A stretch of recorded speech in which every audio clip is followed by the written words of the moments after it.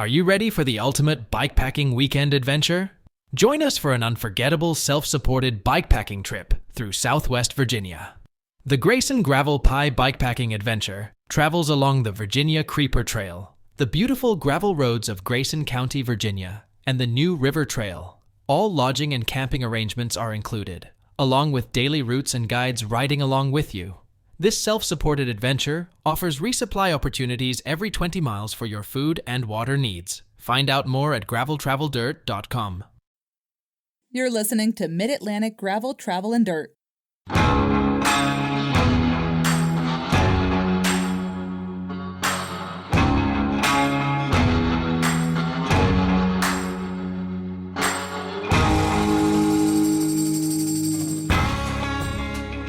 Hello, friends. I'm Brian. And I'm Joey. This, folks, is episode 234 Mid-Atlantic Gravel, Travel, and Dirt. This is a journey down the road. It is 234. That's kind of cool. Folks, if you're new here, this is a podcast where we talk about, I sang it last week. I'm not going to do it again. You sang it last week? I sang gravel bikes, adventure biking, bike packing, bike. Was I here with you? Yeah. Or just playing bikes, but I'm not doing Honestly, that. I don't listen to our own podcast, but I don't. You remember last week we just kind of rambled. You were talking about something else while I was singing. I enjoyed last week. Before we get to whatever we're going to talk about tonight, I'm not even really sure. Check the show notes for discount codes from all of our friends and supporters. We need to come up with a new one. Just try it on a random website and let us know if it works. It works. It works. It will work. No crack of the week. What are you having? That's not Topo Chico. Oh, crap. I forgot. What is that? Ginger ale, zero sugar. Canada Dry? Yeah. I'm having my iced tea that I got earlier this evening. It's also caffeine free. Mine's not. I went to McDonald's and I love their Wi-Fi. I did all my work. I've actually recorded another podcast for someone there. A video podcast. And speaking of being on another podcast, our very own Jess was on Dirty Kitten's episode this week. Yes. So everybody, I want to put a link to that in the show notes. So everybody go and check that out. You have to listen to it.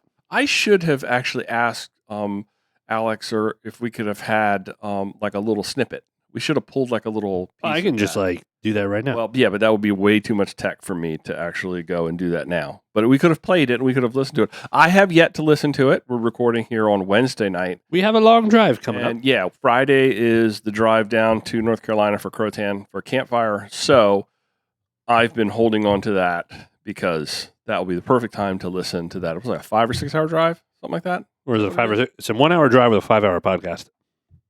Okay, I can make that work. Set it on like quarter speed, real slow. Okay, random stuff. I have a question for you regarding tubeless. Sure. And you know, there was a lot of I posted the picture of my tire blowing up coming off setting up my mountain bike, and the tire blew off the bead because it was just a piece of junk. The tire's old. And it was bad, and I was trying to squeeze more life out of it, and it literally blew off the rim because it wouldn't seat. It just the bead had gone bad. Mm-hmm. But in relation to that, I got to thinking about tubeless, and I also this week pulled my 38s, those Gravel King slicks. Yeah, I pulled those off my Otso, and I put the 42 Pathfinders back on. Yeah. Okay. I had 7 plugs in that rear. 7 back out so you recycle. I wish you could do that. But as I was doing that, as I was pulling that tire off and putting the new one back on, how important is it if you're in the position like I do this a lot? I swap tires back and forth. I'll go 42s and then back to 38s, and then I might put some. So when you take that tire off and it's full of sealant, yeah, what should you do to clean that tire? And if you don't do that, how important is it to peel all of the old sealant off of the tire before you remount it? Ooh, that is a waste of time. Is it? Is actually really? Is I'm it? Just kidding. I don't know. No, I don't peel. I basically get everything that's wet out, and if there's buildup around the bead, I will pull that off. That's about it. Okay, because I actually that other stuff's creating like a membrane thing in there. So I did go through like the tire and used my thumbs, and it was actually really pleasing. Well, sometimes if it's dried enough and you get big chunks, it's like peeling sunburn off. Someone did something with a drill, like they put like a tennis ball or something on the end of a drill, or a little brush. Yeah, it was so quick. That would have worked. Yeah, it was very pleasing. It was one of those things. It's like watching grass being cut. Yeah. It was just nice sitting there peeling the sealant off the inside. But they've got me thinking about the fact that I didn't know whether that was something that was sort of like, oh my goodness, you're not doing that. You should do that. You should create a YouTube channel just peeling tubeless sealant. You probably could. Yeah, I bet you could. So what I did with those Gravel King 38s, although the one that's got 7 plugs in it, I'm not putting that back on, but I will get a new one. The 2 more in the store. I may come get one. The tire that was on the front, no plugs in it. You never get them in the front, but the one in the rear. And I do think that there was that one spot a couple of weeks ago on Route 4 where I got the same cut in the same place 2 days in a row. I booby trapped it. I think there was somebody had done something on the shoulder of the road. There was either some glass, because contrary to what you think, I do actually try to pay attention to what's on the shoulder and what's in front of me as best I can. I don't try to run over everything. But it was weird. I didn't see anything, and it was in the exact same spot. In fact, when I stopped the second time, I'm fairly certain I saw like sealant on the shoulder from where I had been messing around with that tire the day before. Dang. So, but then when I was doing that, I was just sitting there thinking it through. I was like, how important is it to wash out or just take a hose? And that's kind of what I did. I took a hose to them and just kind of washed them out, but there's still sealant in it. You're not going to get all of that membrane. I've seen one of my employees used to do that just to fill it back up and get it dirty. Okay. So it's not that if big a you deal. have too, I'm afraid sometimes if you have too much buildup around the bead of the tire, you'll blow it off the side. And that's just me being paranoid. But no. Well, I did. That's kind of what started me down that path, is because I was noticing on the bead gun shy now and having that problem with the mountain bike tire. Yeah, exactly. I was looking at it.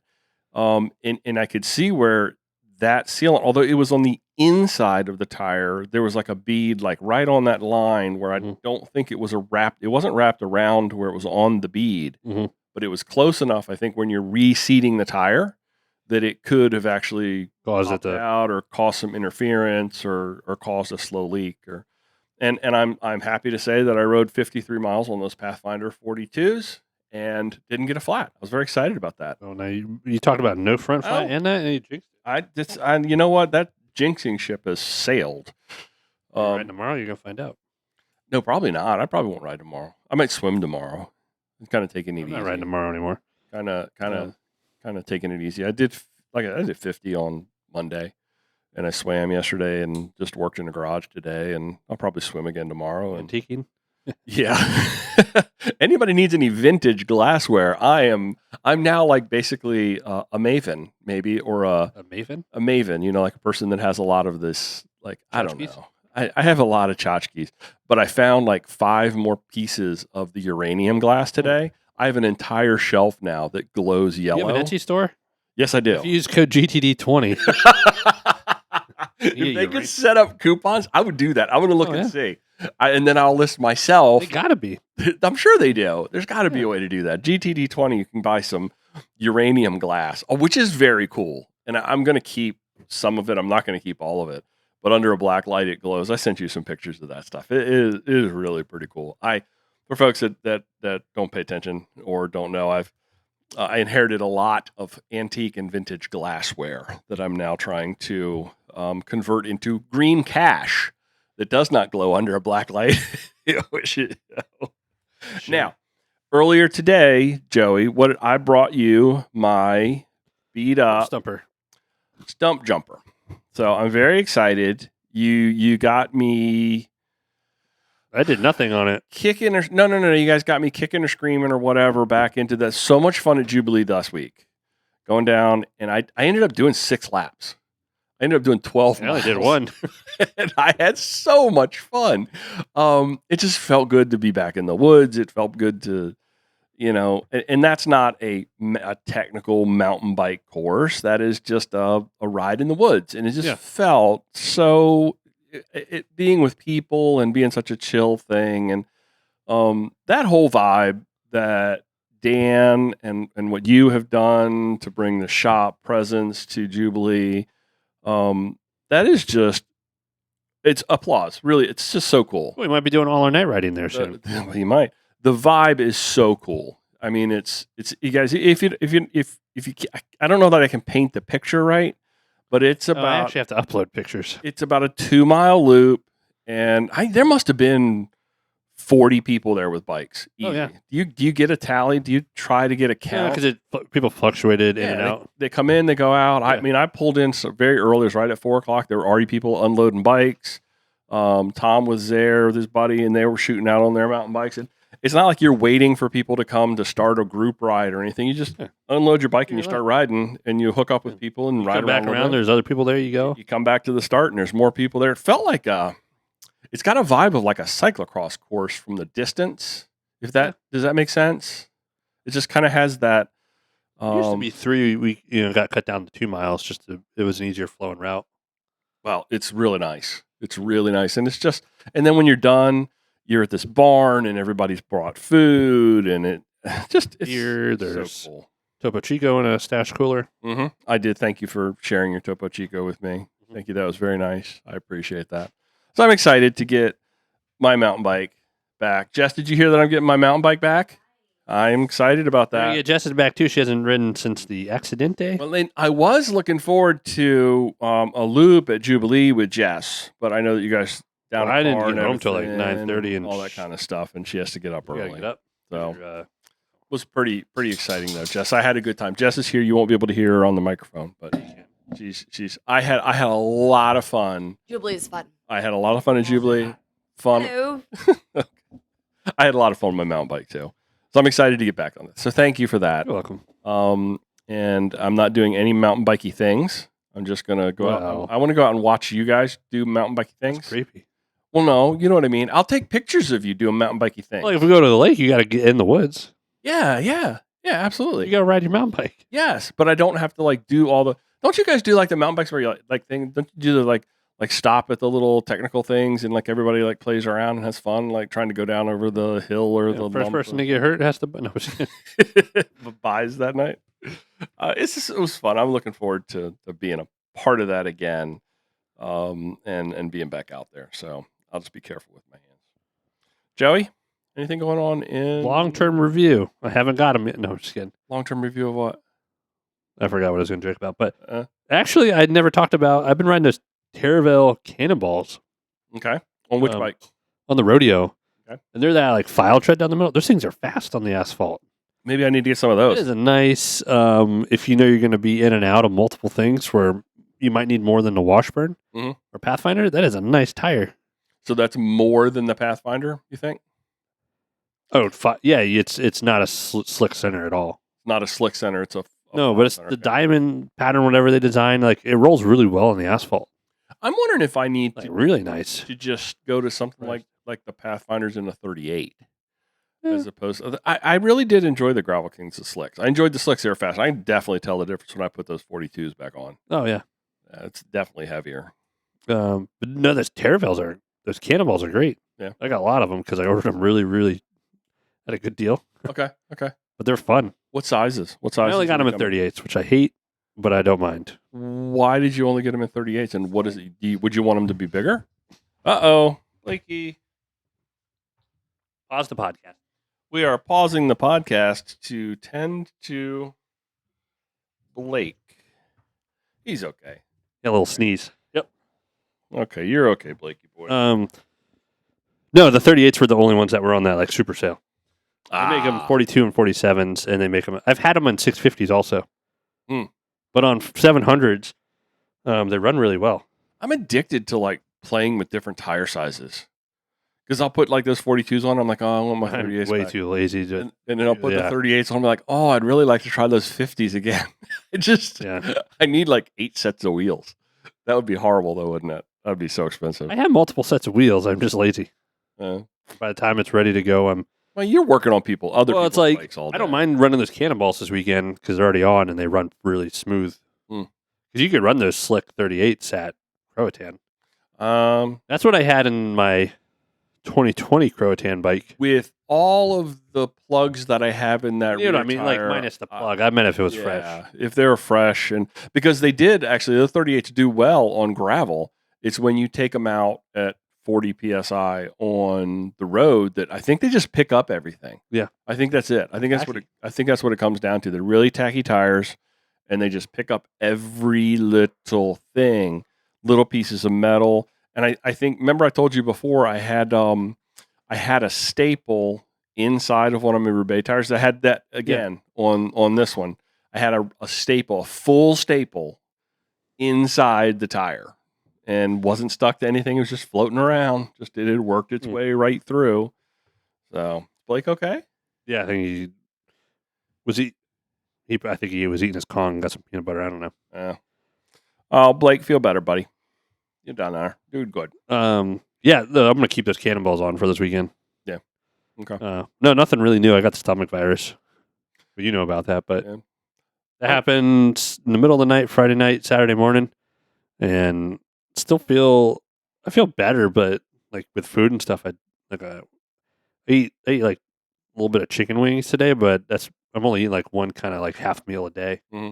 The rest of it's liquids, like soup, and I did eat cereal, but you got to get some solids in you.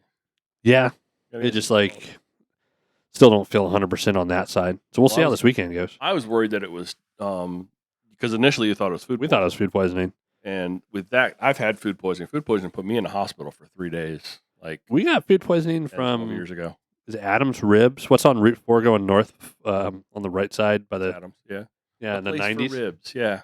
Oh, the whole family. Yeah. I got food poisoning at a wake after a funeral. That's like the worst place to think about getting something like that. It wasn't pleasant. And then Jess got it.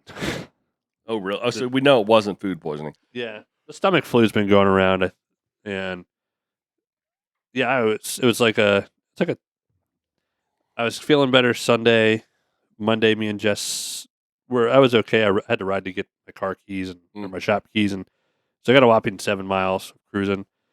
And then that night, she said she was a little queasy, didn't think anything of it, and then I woke up to her in the middle of the night, just praying to the porcelain.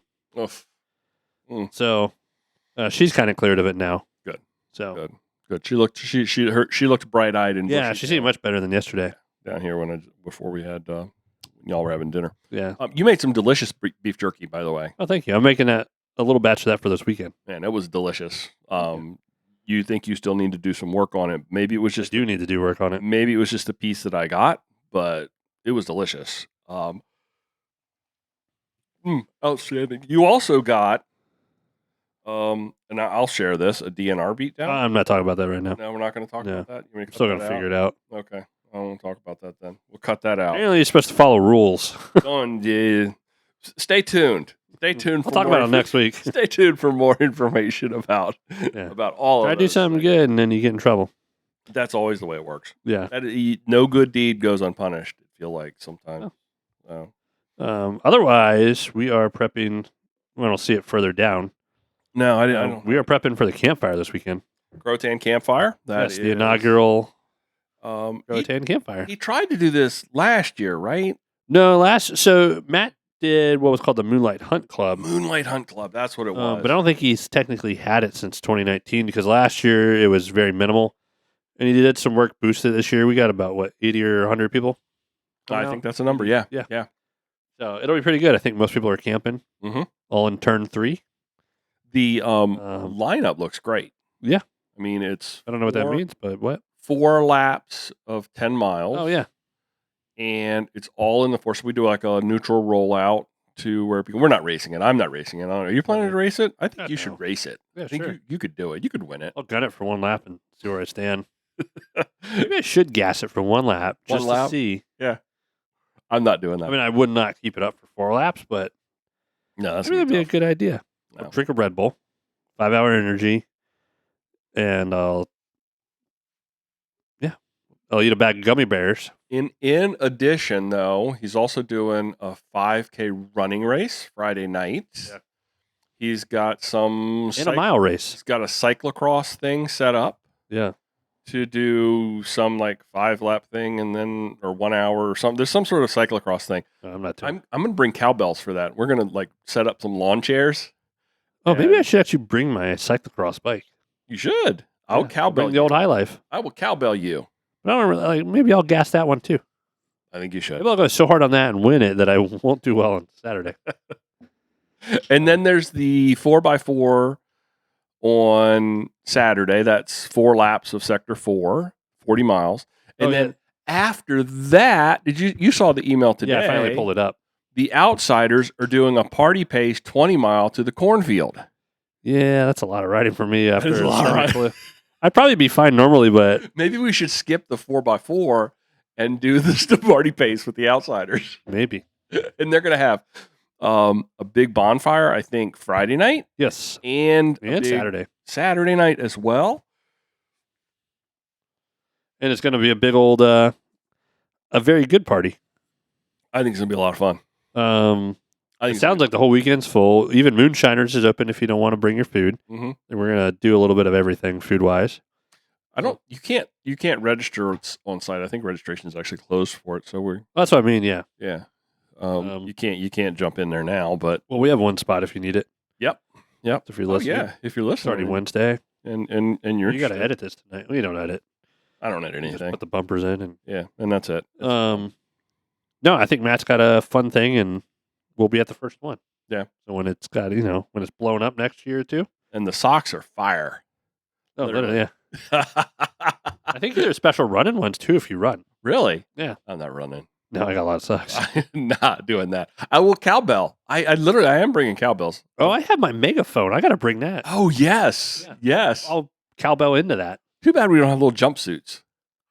That would be fun, I got overalls. You bringing Hawaiian stuff? I got. What do I wear all weekend? I have got a fashion show down there.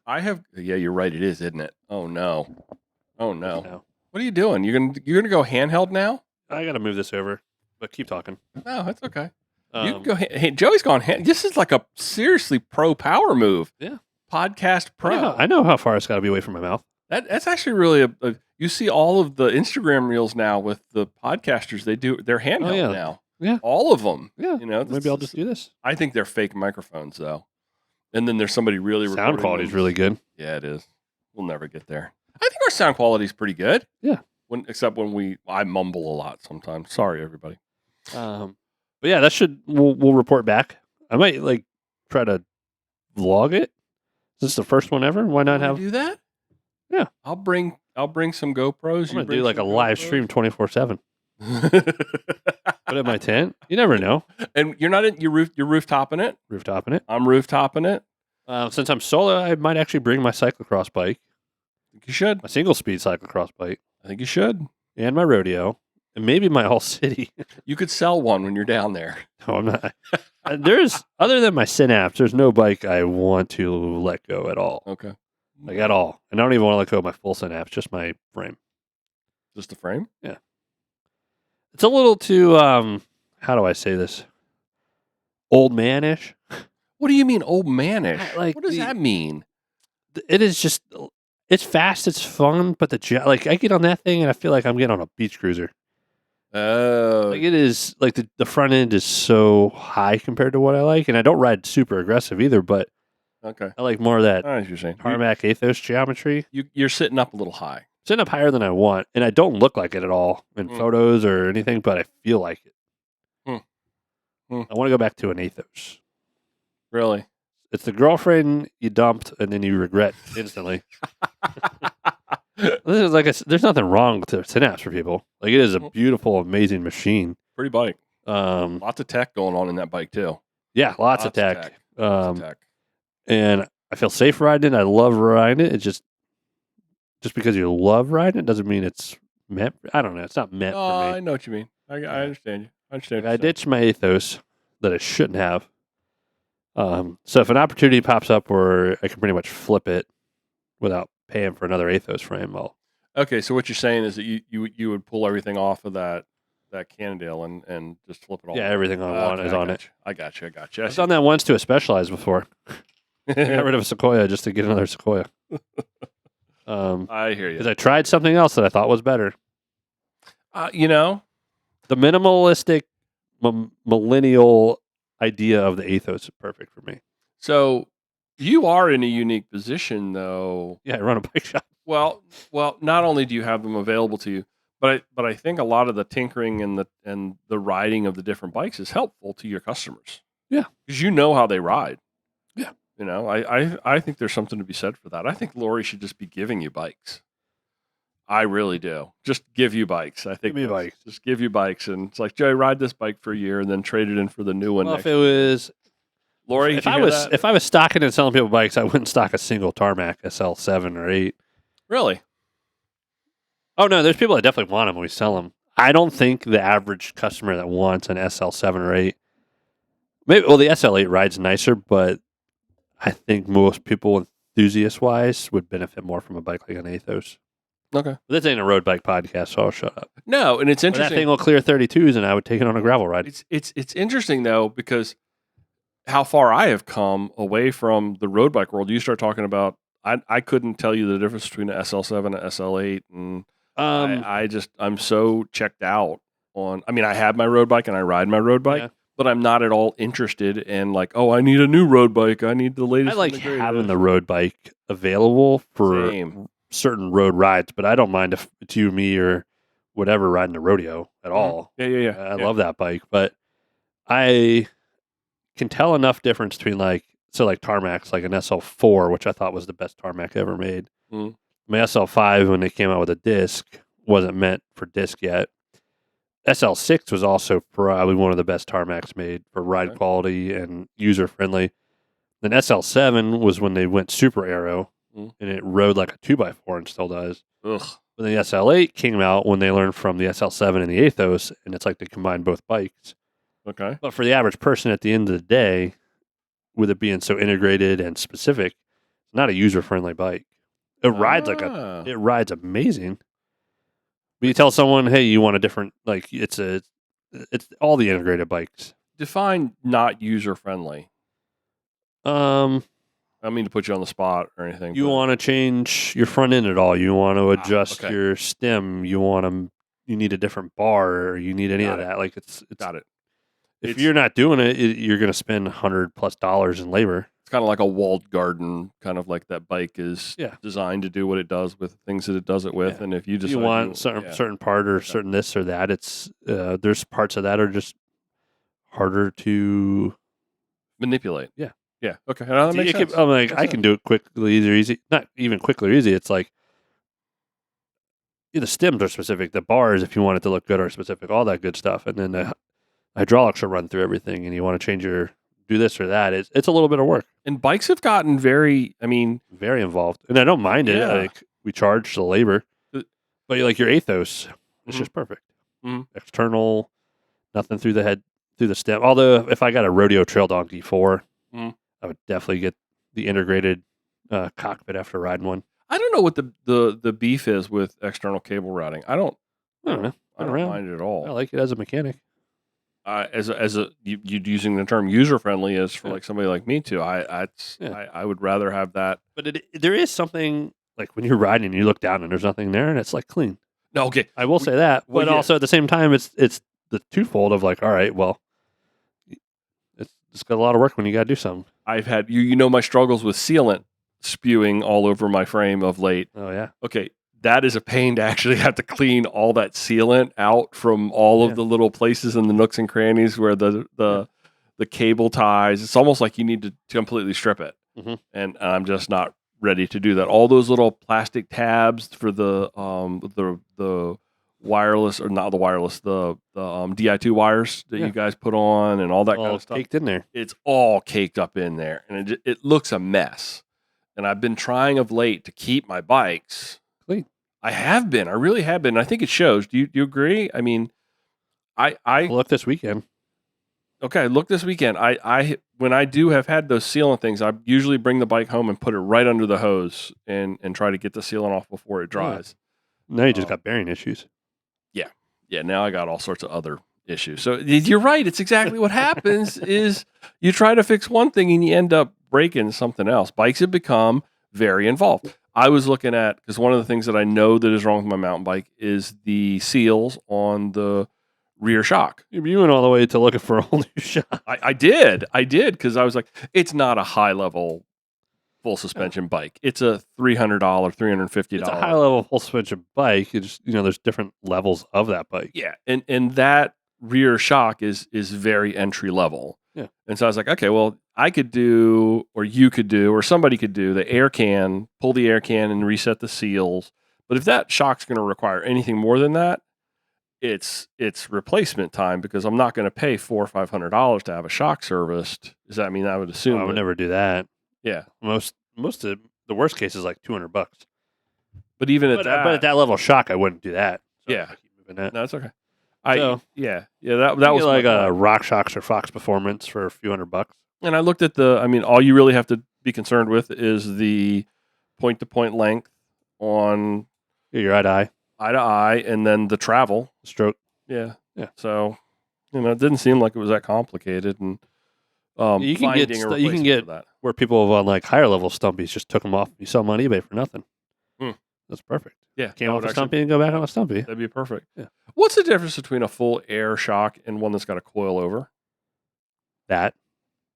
So, but is there a performance difference? Is there one is it just a different feel, or is it a personal preference, or Generally, you see the coilovers on longer travels, like enduro style bikes and bigger. that makes sense, Yeah. because then there's more support for that. If you've got a long travel, you're eventually going to have a You're not- weak and point. I mean, you see department store ones, but you're not going to see it on a bike like a regular stump tripper. Maybe an Evo, Okay. where Olin's did it, and there's some Foxes that you can, but I'm talking about coilover that's not just for looks, which is Yeah. one of your department store bikes. It seems like Yeah.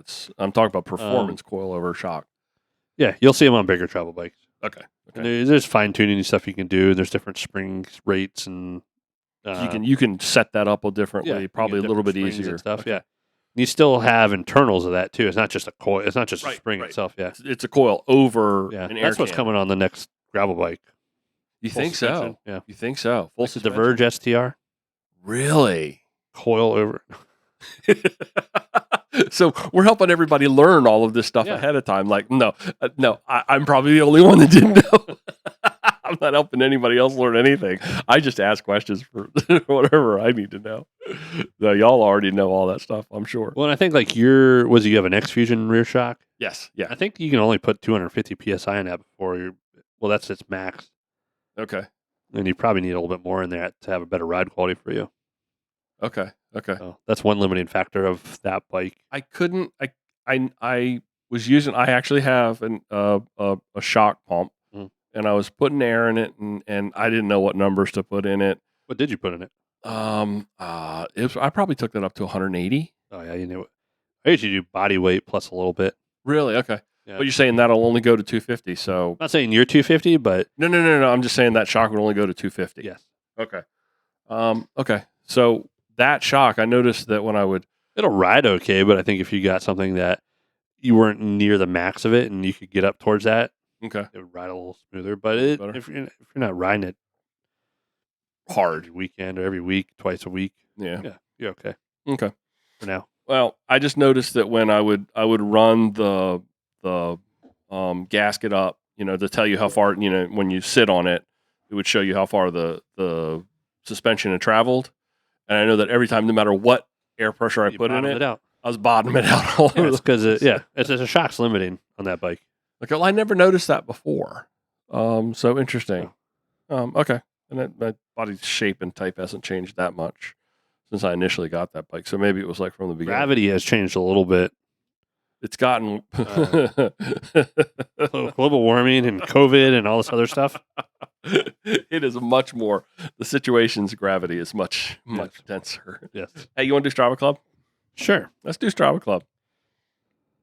You got to get your phone back open again. No, I had it right here. Ah, We have Gary Butcher. Wow. Grow up with that name. Oof. Butcher. From Roanoke, Virginia. sure. Sorry, Gary. It just is a cool name. 100.1. Nick Marzano from Philadelphia, Pennsylvania with 175.3. That's a solid week. Job, Nick. And Jay McClemens from Spring Hill, Tennessee with 110.1. Nice. You only need a 98.7 to break in the top 100 this week. We're still at 903. But we have more listeners, so if you're not on Strava, because who isn't, Strava.com Strava travel dirt. Strava.com/clubs/gravel travel dirt. Is Strava all the thing now? Do you think Strava actually took any hit because of they did a price increase and a features thing and all that kind of stuff? I mean, for the longest time, I definitely didn't renew my premium subscription. You did not. No, it took me like a year before I really wanted to. What made you want to? Ride more with the boys and then being able to see everyone else like break down more times on segments. Okay. Where you can't do that as a basic. Yeah. It was more looking at certain segments and certain times at the lake or for mountain biking that we were trying to just play around. I did it. I've always been sort of I think I pretty much from day one have been a premium Strava. I was for years, but like I said, that first year of when they up their rates. I know I'm curious if a lot of people, I don't know what they're. I'm going to screw with the Zwift algorithm tonight because I keep forgetting to cancel my subscription, and this is usually when people renew it. People are renewing it. I'm getting ready to and all summer set mine back up again so that I can. I need a shop of these. Yeah. Okay, Joe, are you familiar with no turnaway policies? Never. Okay. Never heard of it. This is sort of a bike packing thing. No turnaway? A bike, like a bike touring thing, but applies to bike packing as well. Are you going to teach me what it is? I am going to tell you exactly what it is. Many states, not nearly enough. I think it's probably about 13 or 15 state parks have what are called no turnaway policies. And this is something that adventure cycling has really pushed hard. It's to alleviate that problem when you show up at a state park campground and you get turned away and you're on a bike and you've literally got everything you own or everything you're traveling with is on your bike with you, and you get turned away from a state park campground because they're full of RVs and full of people. So a lot of times, especially in a bike packing environment, and you're in somewhere that is remote, you may not have any other options when you roll up there at 7:00 in the evening in a summer evening, and it's another who knows how long to actually get to another facility where you would actually be able to spend the night. They just put you wherever? Yeah, so they're required to have a place set aside where you can camp. So camping reservation, and the other problem with trying to do camping reservations when you're bike touring or when you're bike packing, it can be really hard to plan that reservation. Yeah, because you don't know how far you're going to go, and then things may not go as you had planned. And as we mentioned, bike travelers, these people, we don't have motorized support, and when you get turned away from a full campground, that can be really, really tough. So there's no policy, no turn away. Is it piss poor planning? No, I'm just kidding. In it, part of it could be that, but that doesn't. Oh no, you never know what's going to happen. Still in the situation. That's just for someone that's listening to this. They wanted to say that. So, there you go. So parks have developed in states. This is actually a state thing. At state parks, this no turnaway policy is one way that these campgrounds can guarantee camping space for small groups or individual self-contained bike travelers who arrive at a full campground. And there's lots of stipulations, and you may not have a picnic table and a fire ring and a lantern hook and all these other amenities that some of the campsites may have. Mm-hmm. You could be close to a dumpster. God help, that would be horrible to be close to a dumpster though with bear country or raccoon country. But you see what I'm saying is you may not be in the most pristine location. Yeah. But that no turn away policy is what can save your bacon, kind of, because it's going to make sure that you have some place to stay. Yeah. So I've got a list here of the states that have these no turn away policies in place, and they're not all the same. So the details may differ from one place to the next, but the basics remain the same. If you show up on a bike and you don't have motorized support, the park, it's mandated, must create a space for you to camp. This is available in Arkansas, Florida, Massachusetts, Michigan, Minnesota, Nevada, Missouri, Tennessee, Virginia, Washington State, and Wisconsin. Well, we all know about Maryland DNR now. They're not nice. Not nice at all. No, so a lot of this is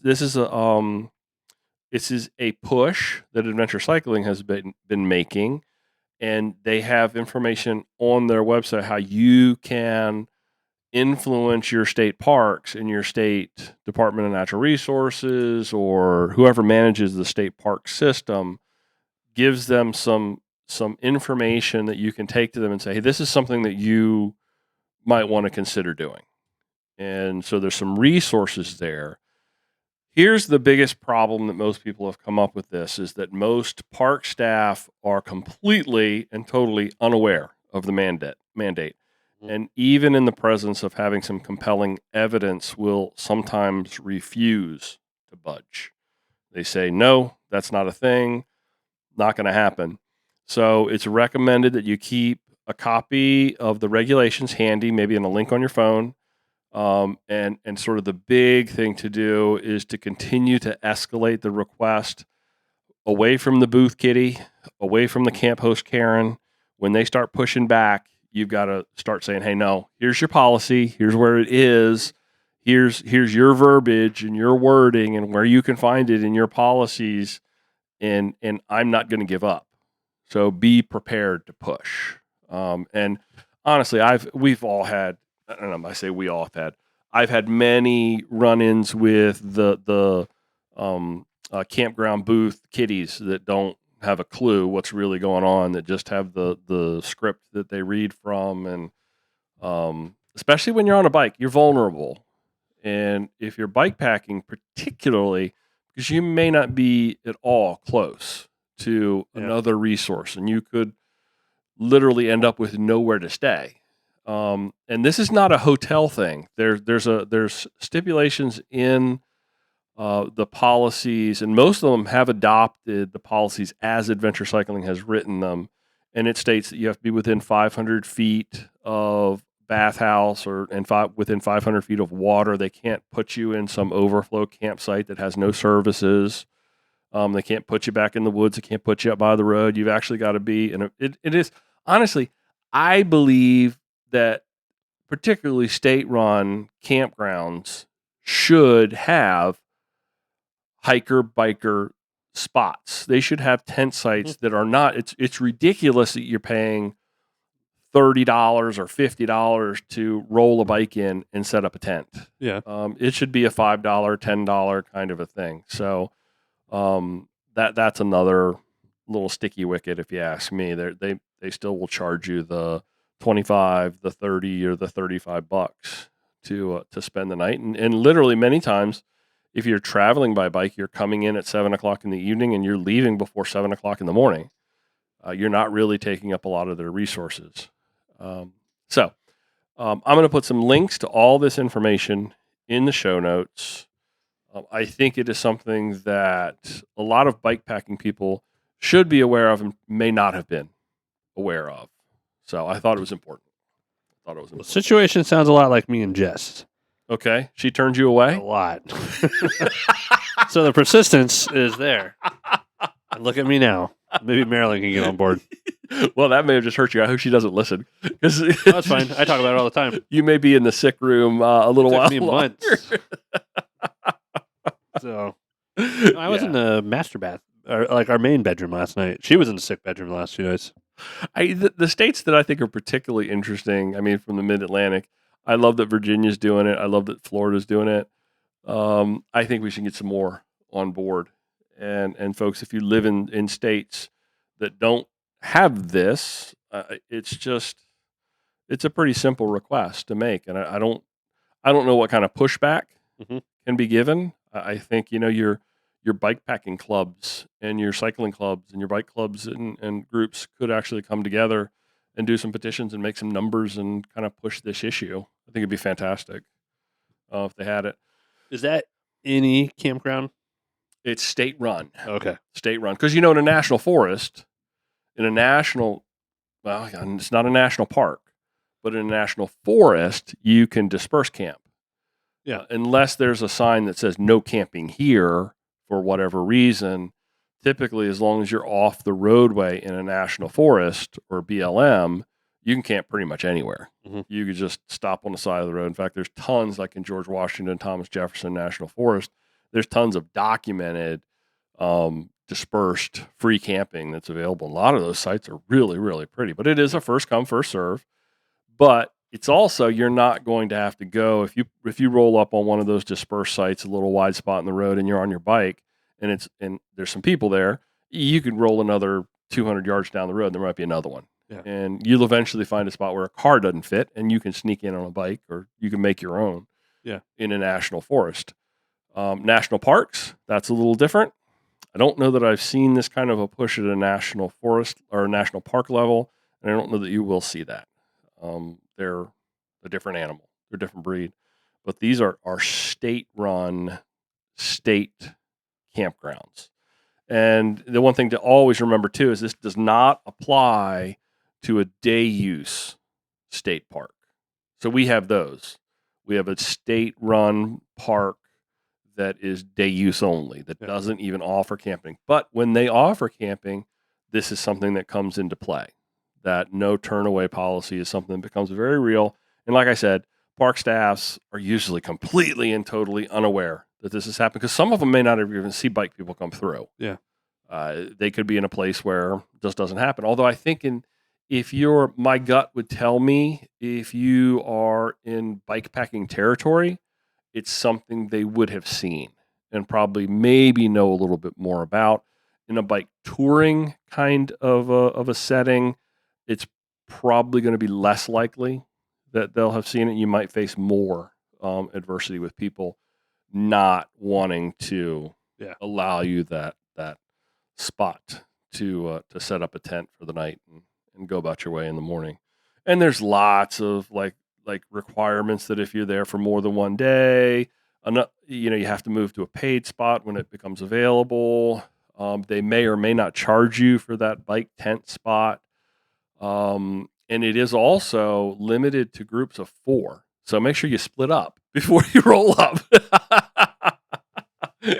Because the 4 of you, just make sure you're mindful of that. If you've got 6 or 7 people and you're traveling together on a bikepacking trip, and you find yourself in this position, consider that. Make a note of that. Roll up in a group of 4, and then somebody else is sitting down the road for 20 or 30 minutes before they roll up as another group of 3. To make sure that everybody can get in, because they can turn you away if your group is larger than 4. So keep that in mind as well. So I hope that's informative. I hope that's helped some people, and I hope that some people that maybe didn't know about that, now you do. So, want to do some this or that's? Yeah. Item number 1. Hold on real quick. Okay, yes, please. So, say on average, we've done this or that's pretty much every episode. Yes. On average, we do 4. We do 4. We've pretty much always done 4. So, sometimes we do a little bit more, but we are almost going to reach 1,000 soon. 936 this or that's. Oh my goodness. I would not have thought about that. Yeah. Holy cow. Yep. That's a lot of this or that. And oh, wow. So I know that a lot of people turn off the podcast when we get to this or that. Well, that's when all the good stuff happens. That's when all the magic happens. Yeah. Good math over there. You've been sitting on that. That's my phone, yeah. Nicely done. Nicely done. Algebraically speaking, it was easy. Food poisoning or the flu? Well, I thought I had food poisoning. So there's that. Mm-hmm. But when I know when I was a kid in the 90s actually having food poisoning, I threw up a lot. But I also threw up a lot. Describe it for everyone. No, please don't. Well, first, this is the second time in my life where I've eaten. No, I didn't actually have sushi, but I did have bulgogi and fried rice from Japanese place from Island Sushi. Oh, that was not good. Ooh. So that was my first round. Sorry to be graphic, everyone, but then it was like in part of the second. But I did it a lot. But after a while, we're just trying to drink Gatorade and Canada Dry. Yeah, I was worried about you. It's like I've had food poisoning. Straight liquids. Make sure you stay hydrated. So, I don't know. They both suck. Yeah, they both do. Like I said, I still feel like I'm not myself stomach-wise or appetite-wise. Food poisoning, though. Food poisoning put me in a hospital. I spent like 3 days in hospital with food poisoning. and it's horrible. Well, so yeah, if you get like salmonella or like anything like Oh. foodborne illness, ugh. Some of those are bad. And the flu can sometimes be like just a weight loss program.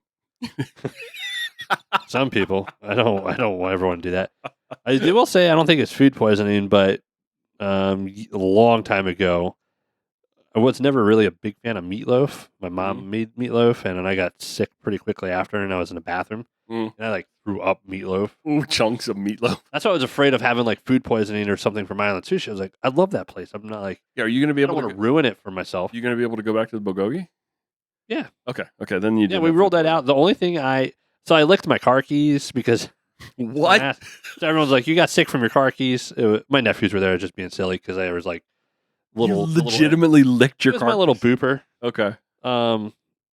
And everyone's like, could you lick the keys? But I was the only person to eat yum yum that night. Yum yum sauce. So that's what yeah. And then, so I told Jess yesterday, it's like, what, I have to have Island Sushi this week just to like overcome it. Yeah. And now that we know she got it, so it's stomach flu, I'm good. Yeah. Don't worry about it. I like being a regular somewhere. I think I'd rather have the flu. Halloween candy or Easter candy? Ooh, we should have made this even more like Peeps or candy corn is what we should make it even. Okay, we can change it. It's our podcast. We can do whatever we want. Because I like the but nobody likes candy corn, so let's be honest. That'd be easy one. It's okay. Do you know that Peeps are a Pennsylvania thing? Peeps are made in Pennsylvania. Did you know that? You were peep joust in the microwave? Yeah. See, all the good stuff happens in the this or that. I might say Easter because I like the Reese's eggs. The proportion of that is perfect. Okay. Reese's is my all-time definitely. Reese's and Kit Kats. Favorite? Yeah. I like for me, like straight up Reese's. That's also how I landed Jess, was Reese's. Because she was a Reese's fan? Our first date was, she got me Reese's cups. Did you put chocolate in her peanut butter, or she put peanut butter in your chocolate? They weren't even like Reese's. They were like the fancy ones too. I forgot what they're called. Like Jones Nuts. It was some like earthy mom and pop thing. CVS still sells them, but okay. I just love peanut butter. I like the diversity of the Halloween candy bowl. Yeah. Because you can find bubble gum, you can find chocolate, you can find just about anything. And last night we were giving out candy. We were giving out candy in my daughter's neighborhood, and there must have been 200 or 300 kids that came through there. And these kids today, they look at the candy and they're like picky. They're like, I don't want kids. This. They're like going through it. It's like that's where COVID started. If you ask me, it was the Halloween candy bowl. It's all these kids sticking their heads in there, running all over the place. I do like the diversity of Halloween candy over Easter. I just want straight Reese's though. Although all the 2 bags we got, there was no Reese's in them. No, that's also with the stomach thing. I wasn't like sitting there. I had no desire to just. Did you have a lot of kids come through here? That's pretty cool. Oh yeah, because so you get the houses and then all 3 groups down here. People just park up and down the road. Did you sit outside and like hand out candy? Or did you make the kids? Yeah, all the neighbors did. Okay, you didn't make the kids come in the house. No, come in, kitty. So I wanted to start take the solo stove outside, but as soon as I got home, there was kids out. Yeah, I had no time getting it ready. Yeah, because you don't get here early. You didn't get home till what 6 or so? Yeah, but I thought it was like 6:30 they start. No, I'm trying to eat. I was eating cereal in and out. They started earlier this year. Yeah. Earlier. It's not when we were kids. Next year, I'm closing early and making a fire. Okay, Joey. This one is a very, very tough one. Would you rather have an AI friend or a live, real person friend? I know we talked about this, and I still never thought about my answer. At least my AI friend would probably text me back. not be living in Michigan. Ouch. Ouch. I'm really bad at texting you back sometimes, but I will text you back. We see each other. We talked about that though. Yeah. When I send silly texts, I don't necessarily respond. I'm not naming anyone in particular. I had not even thought about this angle. I don't if your AI friend had a baby, you'd actually see a picture of it, right? Oh, yeah, maybe. Oh, God, this is like a sore subject. Thanksgiving is coming up, and I think this is the last time he texts us.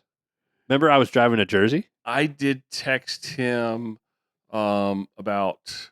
Yeah, a little bit back. Did you say anything back? Because Melanie's selling all this stuff on Facebook. Is she really? I see like all kinds of random things. Is she selling all of his bike parts? No, I just see like he has like 2 pit boss smokers and some other stuff. And she's selling. I just see the random Facebook. I wonder if he's still alive. I don't know. Yeah. I'll look it up. I don't know. If that's the direction we're going, I want an AI friend. AI. I don't think people realize the repercussion. Does anyone watch movies? So AI is going to take over.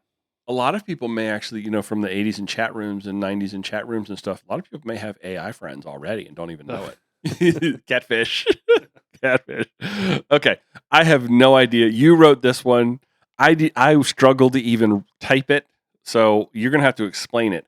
Sushi constructed as a hamburger or a hamburger constructed as sushi. Maybe I'll do this next week for dinner. What does that even mean? So you have the ingredients of sushi that make up, and you turn them into like a hamburger. Like maybe your rice is your bun. Okay. And you use your what's the stuff that's the seaweed wrapper? The seaweed wrapper, like the paper, the non. There's a fancier name. We talked about this the other night with Gabe and Tim. I know what you're talking about. And then maybe you do some tuna or as like your meat, and then you can put other stuff on there. So basically, it's just sushi. A sushi burger. A sushi burger. It's just a bigger giant. It's an American-sized piece of sushi. Or get this, you take like you can even do it sashimi style, where like maybe you have like your hamburger meat, and then you have like a little like slice of cheese over top, like sashimi. So you make it look like a hamburger, or you make like a very or you roll up sushi like a little hamburger. Okay, so would you make them? You roll up hamburger stuff like a little roll of sushi. That's the other thing that I can't quite wrap my head in. Is a so hamburger your meat constructed is your as rice? Okay. Yes, and so on and so on. And then you put some ingredients inside of it, some cheese. Your cheese is your nori. Is that what it's called? Nori, yes. Your cheese is your nori. Okay. And then you put some other stuff like pickles and tomatoes you actually and lettuce. Put real like and you roll it up. Okay. I like sashimi style, and then maybe I see where you're going with this. Yeah. I like the idea of a giant sushi, like an American-sized piece of sushi. Like it's like a burger. A burger. It's a burger. It's a sushi burger. I just like giant sushi. So I'm going to go with that. Did you make a choice? Did you make a choice? No, I love sushi. I love sushi too. But I think it'd be fun to do the burger thing with like Wagyu beef. Oh. Yeah. Have you ever listened to my sushi podcast? Yeah. I have a whole sushi podcast. I love it so much. Yes. You really? No. God, no. I have a hard time doing this one. I will say, I was talking to Chris today at the shop. I've been looking up like Michelin star. Like I love watching this, like some of the stuff on Eater and Bon Appetit about the restaurants. Yeah. And there's 16,000 Michelin star restaurants in the U.S. There's like 60 in D.C. alone. I thought it was a little bit more prestigious. Where's the closest one to us? I don't like to Roy's, maybe? In my book, Roy's or probably Hidden Harbor over here. Hidden Harbor, yeah. Harbor Dog. They're closed. Yeah. They closed down. I did get my last Harbor Dog, though. I didn't. Like I said, I would. Yeah. But I will say, I want to go to like a Michelin star sushi restaurant. I would actually. Like I love island sushi, but I don't want to get like the typical yummy roll or. Can you imagine how expensive that is, though? But I just want to go one time. Just once? I found this place in New York. I told Jess the other day. I was like, I've never been to New York, but I want to go to New York for like 2 hours, maybe. I don't want to be there. You've not been to like New York City? No, never. I've driven past it. Went to Montauk once. So we kind of went through it, but it wasn't New York. Okay. Like I've been up past the city, but never like on foot in the city. Okay. But I found this Norwegian place in like the back of a bar. It was on YouTube. It's like $250 per person. It's like 18-course little meal. Like it's fun. I just want to do that. Like splurge one time. Yeah. That's expensive. We found that this has gone way off topic, but one of the places in DC, it's like a fried chicken place. It's like $20 meals. And it's Michelin star rated. Yeah. Let's find that. We found a ramen place. Oh, $20 ramen. And it's Michelin star rated. Yes. Okay. But I also told Chris I wanted to create, and this is bike related. What do we call it? Chris had a really good name. It was the average American, or the average, what did we call it? Like we would go around and rate places that we could eat at affordably. Like if you make six figures, we don't even get a login to our website. Oh, I did actually have and most of them that were bike related that you could get to by bike, and then have like a bike shop rated version. So I did have an idea for a podcast where I'd review restaurants that were 4 stars, 1 money. Remember, but then they stopped doing that rating. You would go on the restaurants and you would see how many stars it have, and then it would have a certain number of money rating. Yeah. So I was always looking for 4 stars, 1 money. Yeah. And that would have been, I think, a fun podcast to do 4 stars, 1 money, and actually find those restaurants and eat there and then talk about how good they were. Yeah. So, We could do a whole podcast on food. let's do it. Let's do it. Let's do it in our We should rate spare fast time. food places. Like I watched someone in the same town rate one McDonald's had like a 1-star review and one actually had like a 4+. And there was a big difference. Do you see that? I sent you, we're going way off topic. I sent you the That's Instagram reel of the guy that does the food things that talks like Kevin. Oh yeah. He talks like Kevin, and he did the Costco hot dog versus the like a In-N-Out hot dog or something. It was, We need to bring back our hot dog reviews. oh, that was so Hot dog funny. sushi. Just kidding. Ooh. Because it's pretty much One emulsified. would be the rice. No, you're not making. Oh, I guess And you're it's just giant American-sized sushi is what Yeah. it comes down to. So, Oh well. okay, let's shut this thing down. Sushi pizza was one of my early creations. Uh, When the sushi guy used to live above us when I was bumming off when I was shacking up with Jess. yeah. Thanks, everybody, for listening to this episode of Mid-Atlantic Gravel, Travel, and Dirt. If you enjoyed the podcast, maybe consider joining our Patreon family and check out our new Patreon family for food that we're going to do. Oh, maybe we should do more inclusive Patreon food review, hot dog only things on there. I think, that actually would be a good idea. We should do more stuff with our Patreon site. But we really do appreciate the support, even though we don't express it nearly enough. You guys really help us out. How can folks get in touch with us, Joey, if they want to find that Patreon link? Actually, I don't know how to get on the straight Patreon, but our website's graveltraveldirt.com. You get there right from that. Oh, you can? Yeah. You just That's go what to I figured. on the thing. Or if you're a millennial, you're on Instagram, or you can just get there from at Mid-Atlantic. What is our Instagram? Is it Mid-Atlantic GTD? At Mid-Atlantic GTD. Yeah. So you click on that. There's a link probably somewhere on there. It'll take you to the website. There is, actually. You can do like 3 clicks over instead of just going right to the website. I use the Linktree thing Yeah. on the Mid-Atlantic GTD. Oh, that's where everyone hides their OnlyFans accounts. Yeah, exactly. That's where I got it from. All my OnlyFans. Yeah. We need to OnlyFans have the people, little yeah. spicy sign, Uh-huh. but just have it right to our website. We'll trick everyone. Or we could just or straight- they'd never come near Or we it. could. There's a mountain biker. I mean, OnlyFans was meant for Just for people to share people their to you like know, talents. yes, Yeah, yes. art and stuff. Yeah. But there's I found an Instagram where he's a mountain biker, Okay. and he puts all his content on OnlyFans. See, that's what it's for. That's what we should do. Really. You want to put all of our stuff on Instagram? No. I mean, on OnlyFans? Why not? That'd be hilarious. Okay. Well, that'll work for me. I'll tell do it. everyone I'm on OnlyFans. Set it up. Mid-Atlantic Gravel, Travel, and Dirt is recorded this week from right here in Blake's kitchen. Blake, you doing okay underneath there? He's a good boy sleeping. Settle down. Thanks for riding along. Till next time, do good, be nice, go slow, respect others. Love you. Bye. Love you. Bye.